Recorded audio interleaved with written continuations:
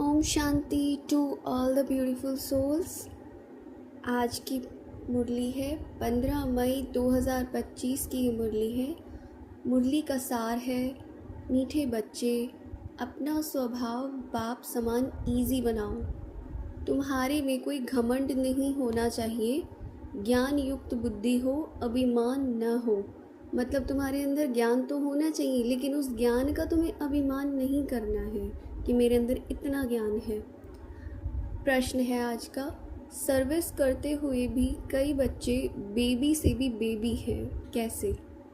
उत्तर दिया है बाबा ने, कई बच्चे सर्विस करते रहते हैं, दूसरों को ज्ञान सुनाते रहते हैं, लेकिन बाप को याद नहीं करते। कहते हैं बाबा याद भूल जाती है, तो बाबा उन्हें बेबी से भी बेबी कहता, क्योंकि बच्चे कभी बाप को भूलते नहीं हैं। तुम्हें जो बाप प्रिंस प्रिंसेस बनाता उसे तुम भूल जाते हो। अगर भूलेंगे तो वर्षा कैसे मिलेगा? क्योंकि जाहिर सी बात है, अगर किसी को स्मृति में ही ना रहे कि हम प्रिंस प्रिंसेस हैं या हम क्या बन रहे हैं, सोचो तो वो बनेगा कैसे?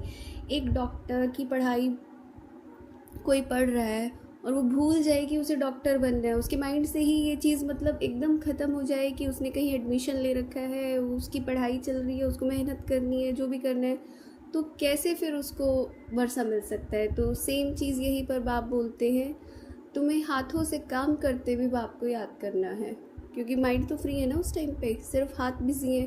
हाँ, अगर माइंड से कुछ आप काम कर रहे हो तो वहाँ समझा जा सकता है कि आप बिजी हैं बुद्धि से। धारणा के लिए मुख्य सार है, पहला, एम ऑब्जेक्ट को सामने रखकर खुशी में रहना है। कभी भी दिल होल मतलब दिल शिकस्त नहीं बनना है। यह ख्याल कभी ना आए कि सब थोड़े ही राजा बनेंगे, पुरुषार्थ कर ऊंच पद पाना है। तो ऐसे नहीं सोचना है कि सब राजा नहीं बनेंगे, सब ऐसा नहीं होगा। अरे तुम मतलब पहले ही हिम्मत अगर छोड़ कर बैठ रहे हो, फिर तो कहाँ ही बनोगे। हर कोई ऐसा सोचने लगे एक एक कि हर कोई राजा नहीं बनेगा, तो फिर तो कोई बनेगा ही नहीं वैसे भी। दूसरा है, मोस्ट बिलवेड बाप को बड़े प्यार से याद करना है।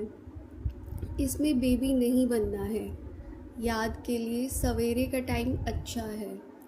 आराम से शांति में बैठकर याद करो, क्योंकि उस समय पूरी शांति होती है, वाइब्रेशंस भी हाई होते हैं। वरदान है, सभी महसूस करेंगे परमपिता शिव परमात्मा का वरदानी हाथ, हजार भुजाओं वाला पिता मेरे सिर पर हाथ रखकर खड़ा होकर वरदान दे रहा है।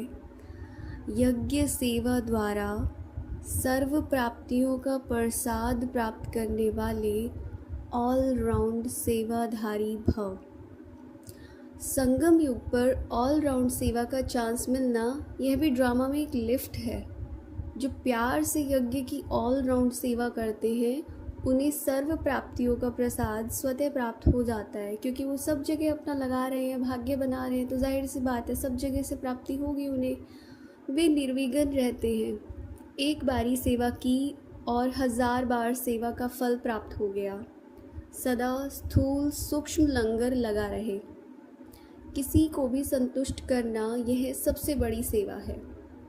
मेहमानबाजी करना ये सबसे बड़ा भाग्य है। और हमारे तो भारत में कॉन्सेप्ट भी यही है, अतिथि देवो भव, और मेहमान को एक तरीके से भगवान के रूप में माना जाता है, उसको दर्जा दिया जाता है, इम्पोर्टेंस। स्लोगन है, स्वमान में स्थित रहो तो अनेक प्रकार के अभिमान स्वतः समाप्त हो जाएंगे।